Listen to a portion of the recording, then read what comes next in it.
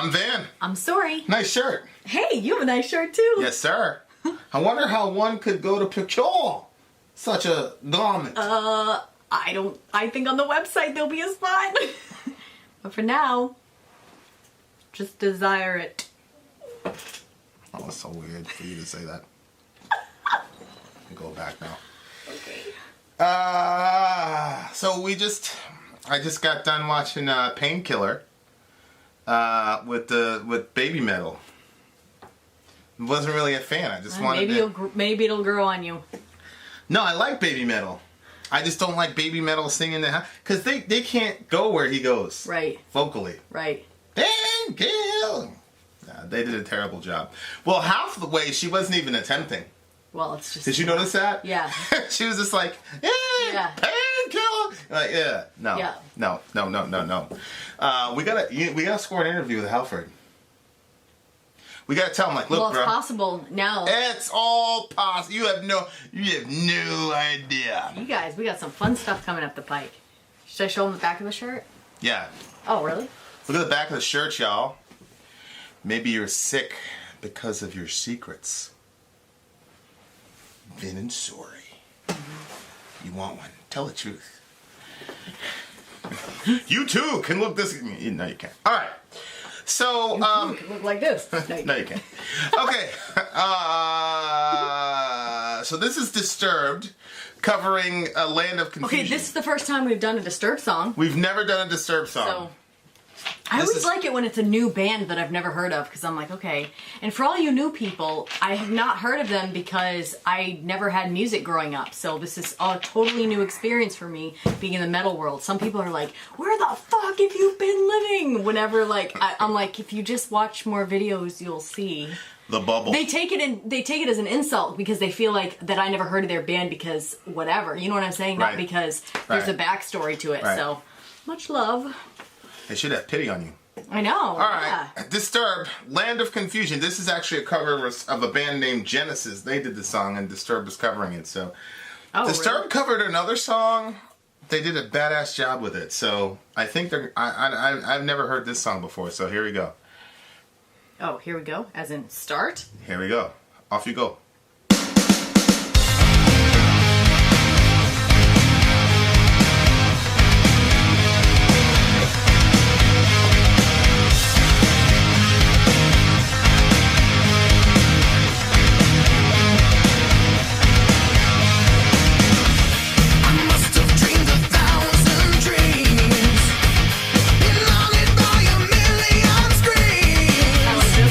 But I can hear the marching feet.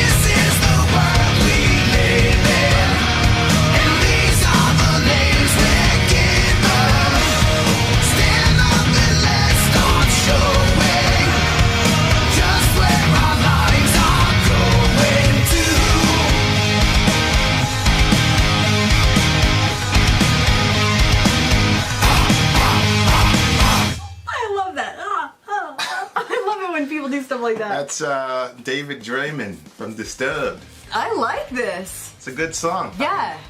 I think like that's what we're doing with our YouTube channel. That's right. VillageSword.com. Yeah. Village. Building something. Yeah. Yeah. And we got people building with us. Shout out to the big homie De Herrera. What's up, big homie? Shout out to the big homie Germ. Oh, that's what I was thinking. We call him Germ. Yeah, man, making the world a better place. Shout out to the big homie Solomon Kane, coming with the evil music, but still making people happy. Shout out! Evil bastard. I love you, man. Heart. I do. He does. Shh. All right. All right, so I'm actually pretty happy. We finally got a fucking explicitly positive song. Yeah. I think I've heard this song before, like in the 80s. This is like really? a song. Yeah, it's one you of those can 80s tell songs. it's an 80s, yeah. It was the singing that like told me it was 80s, but I don't really like 80s. I wasn't really lucid in the 80s, not because I was high or anything. It's just, I was a little kid. Right. It just seemed to be like a less miserable time. Yeah. It just seemed more hopeful. Like the 90s were just fucking, and you can see with the aesthetics of the music. In the 80s, it was glam rock, it was the hair. Yeah. Even Metallica, when they were badasses, they still had the long hair and the, Hetfield would, Kurt would shoot a straw, But then, like, the 90s, man, everybody fucking the grunge and the plaid. And the what? Plaid. Oh, the plaid. Everybody was like this. But I heard an Alice in Chains song. We're gonna review it.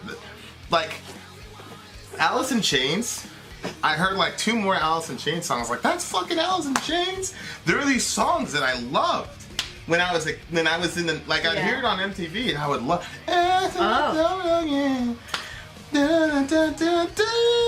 But so I think I would like. I'm probably an Alice in Chains fan too.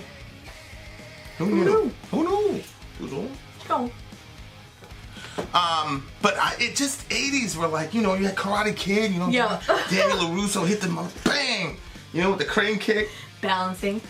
Yeah, he did the crane kick, man. You couldn't fuck with Daniel LaRusso. You kidding me? Then you had the chop. You had the chop. As if you remember his name. When you said it, I'm like, oh yeah. Yeah, man. Cobra Kai, never die, no mercy, all that shit. It was just like very hopeful, Isn't there some revamped version of that right now? Yeah, it's on YouTube. Check it out. Yeah. We're not sponsored by YouTube yet. No. We got people on our channel for 190,000 hours, YouTube. Show some love to the Village, YouTube. Yeah. Shame. She did that really mean, that lady. Oh, Lord. She was really mean, huh? Yeah. Very vindictive young woman. Okay, so this was a really hopeful song, man. Yeah, we were doing something about very empowering. Like what were they gonna do, though? A lot of metal is about like, no, do something with your hands. Like, yeah, but he said, I'm not coming home tonight. Well, Why? yeah, because he's I don't know, he's probably out protesting, changing the world and shit. It's the 80s, bro. You know what I liked? The last line there where it said, "This is the name we've been given." Yeah, I like that. Well, why did you like it? Well, I think there's a ton of meaning to that. Oh, I agree. What did you get from it? Well, in your name is generally like, when the Jewish families would name their children, they generally came out being what the name said. So like when you say your name, it's like with your identity and stuff. Like there's a whole theory about that. Yeah. So I'm like, when he says this is your name you've been given, like we all have some destiny or some future that has been given to us. And we have a name that's been given us, and we have certain things that are unique to us that have been given to us, and we can either use that for bad, or we can use it for good. And we can use it for ourselves, or we can use it for other people. And your name means sister. So it's like you're a sister to all these people. Right. You're their big sister or you're their little sister. Come on, little brothers and sisters. Yeah, no, it's true. You're so right. What does your name mean? Can't tell you that. That was really slick of you. You've been trying to figure that out for years. And you tried to use for them. these beautiful people in the Village to try to find Samson's strength. Did.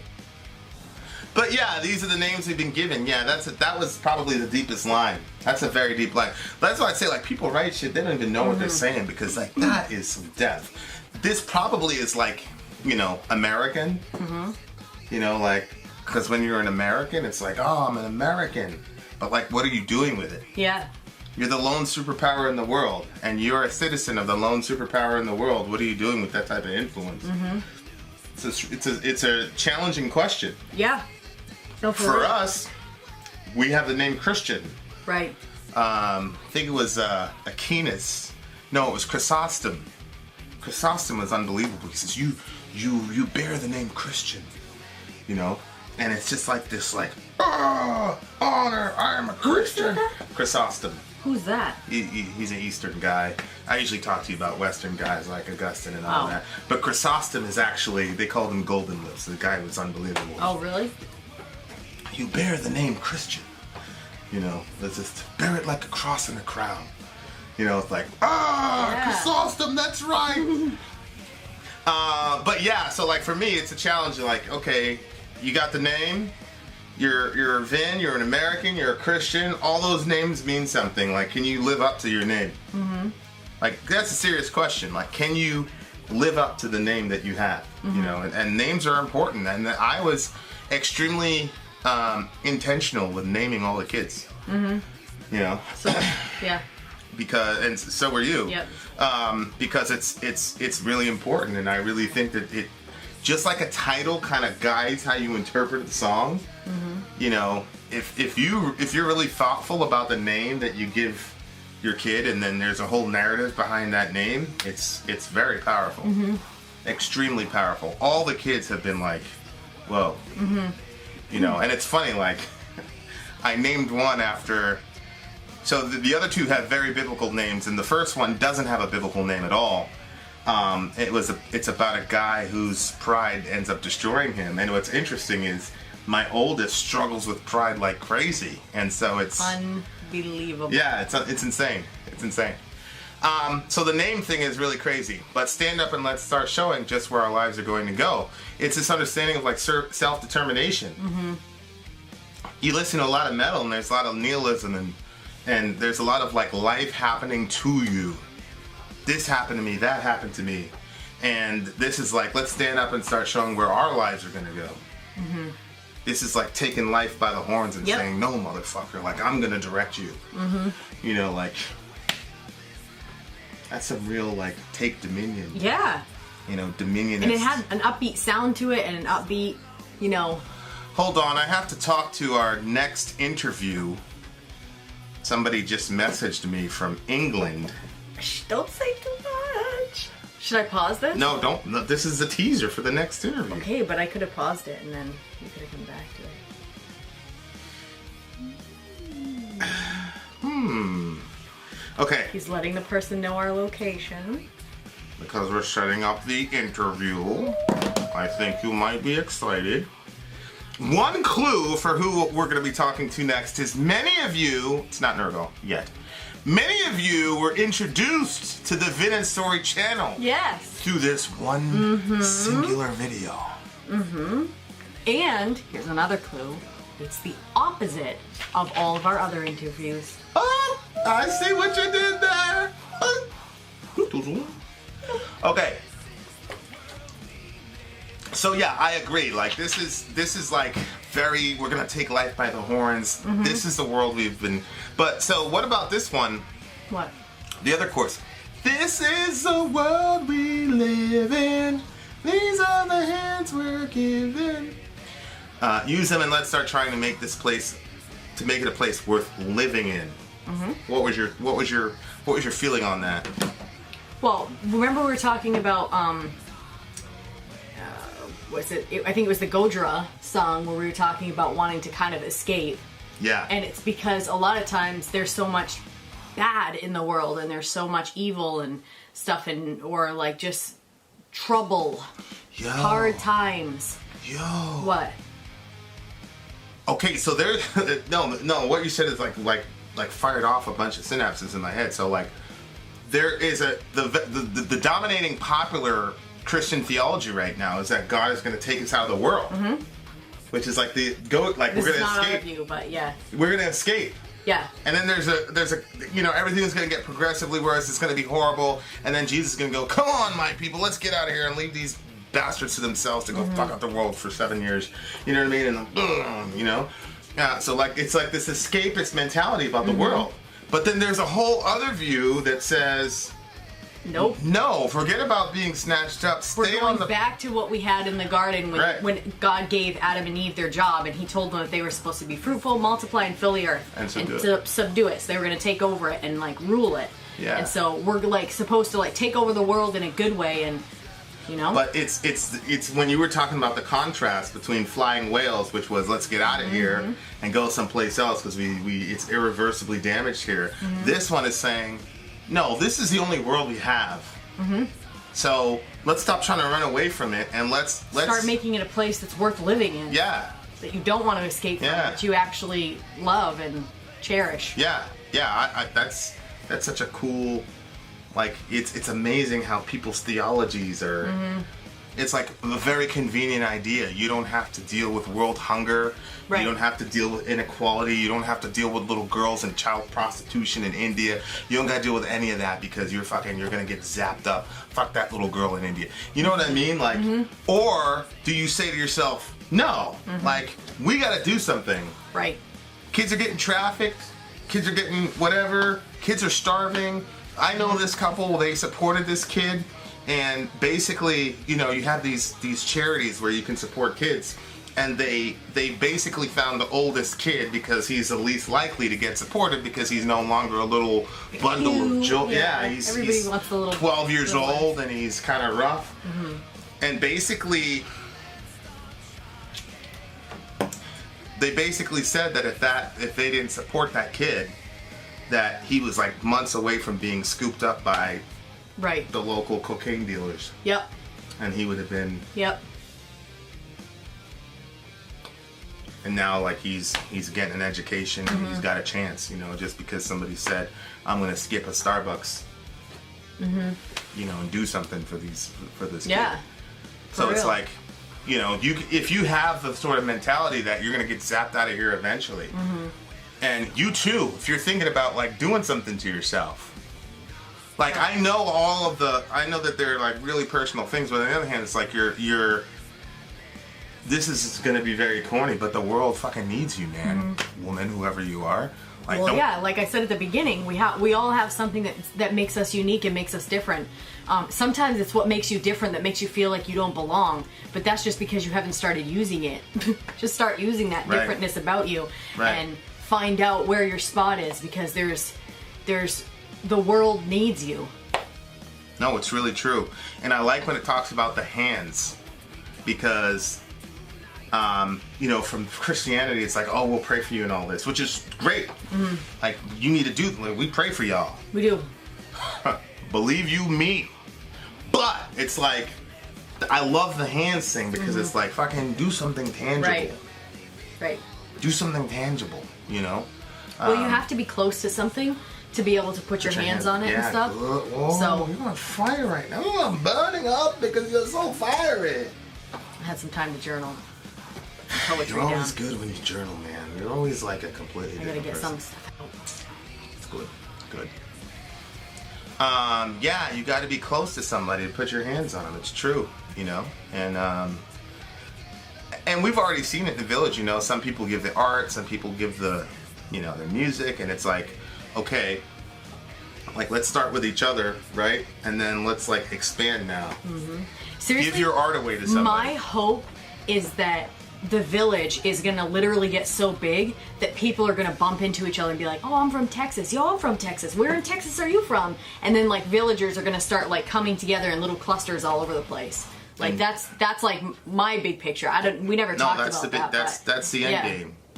That's the end game. That's the big picture. I mean, eventually we're going to be going on public speaking tours and all that stuff. So across America, that's another thing we didn't really release to people, but we're going to be out there public speaking, and we hope to run into you guys.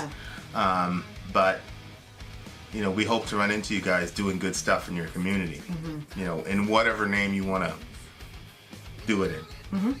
you know, what's his name? The guy Eric from Vatane. He can do it in the name of Bubsy, Beelzebub. I don't care, you know. We'll start with doing some good. Yeah, start with doing some good, and then we'll see. Slowly inch forward. Yeah. And good, Eric, is not like cutting off some goat's head and feeding the homeless kid some blood. Like, it's give him a loaf of bread. All right, but you get our meaning. I love this. Such a positive message. Mm-hmm. And he talked about Superman has failed us, which is, I could go like in 30, an entire 30-minute diatribe about Superman failing us. Mm-hmm. You know, because that's a very significant line. That's another line where it's like, I don't think that guy even knew how deep he went with that. You know, you got the Ubermensch. Mm-hmm. The Ubermensch is like the advanced species of humanity. Like, it's the next stage of humanity. And you have the Untermensch, and then you have the Ubermensch. Mm-hmm. The Untermensch are subhuman, below. Yeah, and then the Ubermenschen, or the superior, the superhuman, mm-hmm. and it's like that whole worldview has failed us, and so we're gonna have to do something about it. But anyway, I think without getting too complex, the song's pretty straightforward. We got to do something. Yeah. Like, actually do something. Yeah. I think this is a great message for all of us. Because it is. This is us. This is us, you guys. Such a beautiful message. Yeah. And it really puts a responsibility in this generation. Like, stop. And I love, like, the promises. Don't make promises you can't keep. Don't say, like, oh, I'm going to feed 58 million people. Mm-hmm. Like, do one thing. Mm-hmm. Put it in, you know, I'm going to do one thing. I'm going to, and that's how you change the world. There's 8 billion of us. So if 8 billion people did one thing, that's 8 billion good things that just happened yesterday. It's crazy because, like, sometimes you think, so we've got, like, people who support us through Patreon, which is totally awesome, but then we have, like, each time that you click on one of our videos, or each time that you hit the subscribe button or whatever, like, all that stuff is all coming about to make a bigger picture because, you know, like my son, when he's going to search something on YouTube, he looks and he, like, clicks on the video that has the most views because he's like, well, if it's shit, well, he doesn't say shit, but if it's garbage, he doesn't say when he says this line. If it's garbage, it's gonna have a lot of low views. So every time you guys watch a video, it makes the views go up, which makes more people end up clicking on it. So it kind of like just starts this rolling snowball. So that's a way of supporting. Another way of supporting is subscribing and stuff like that because, oh, well, the more subscribers we get, the more attention is being drawn to it, the more we're gonna be able to go on speaking tours and be able to put this message out there. So all of us are really taking part in that. And I think that's really cool. Like, there's so many ways of making this movement go forward. And then somebody was saying that they heard about us because, like, what was it, like? Their atheist cousin. Yeah, I was gonna say cousin. Their husband's atheist cousin told them about us. So it's like everybody. So then there's word of mouth, which is totally village style. I like that. So yeah, so many cool things like that. There are ways that we're all gonna, like, push this message forward that there's hope out there and it's not all dark. So. Watch all. But we all have to take part in yeah. Look, getting it up. Here's the long and the short of it. The world is full of darkness and it's full of light. And all of us have participated in both. Mm-hmm. You know, true. All of us, and I'm going to get extremely risky here, but, you know, we all kind of had a crazy moment with Jonathan Davis from Korn with the whole daddy situation that you're literally still recovering from. Fucked up shit has happened to him. If you listen to his music and his interviews, he admits that he has done fucked up shit to other people. He admits it. And so, but here's the thing. He took his pain and he channeled it into something positive. Mm-hmm. So no, he's not a perfect person.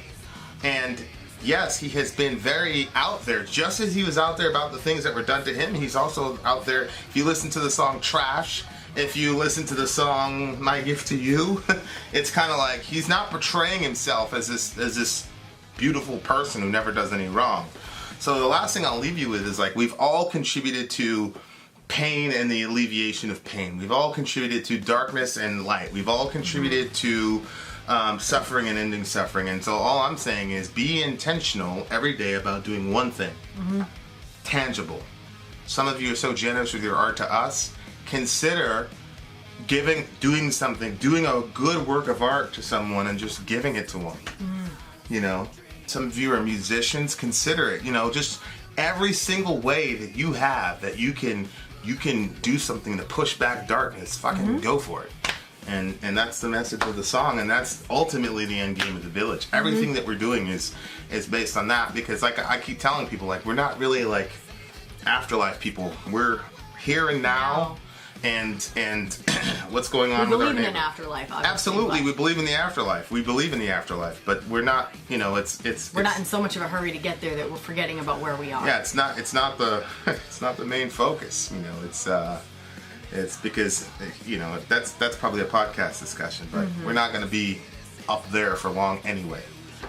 We're coming right back into terra firma. All right, well.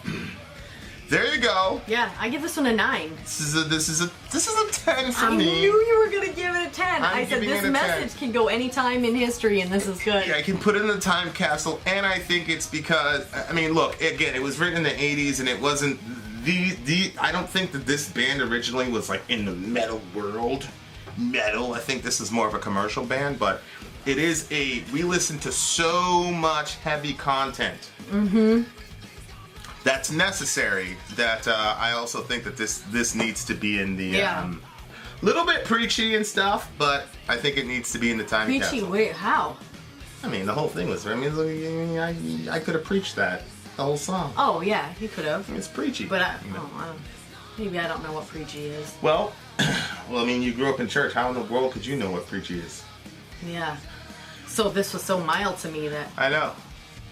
All right, so you give it a 9. It's a 10 for me. I think I can throw in with you on it being a 10. Oh. I just didn't think wait a minute.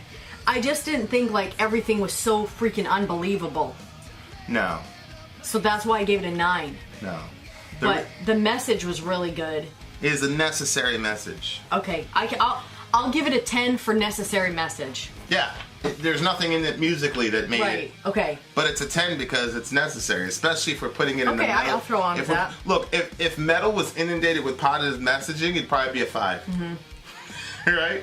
But metalheads need this message. So. Yeah, for real. And so do I. You guys, seriously? This is the best gum. Unbelievable. What? Ice Cube Arctic Grape. If you like grape flavor, it's friggin' unbelievable. I'm not making any money off saying this. I'm just saying it's really good. We don't make money off of it. I know, but I always feel like, wait a minute, now you guys ever see The Truman Show? It's all ball. Fit out. Story out. Gone.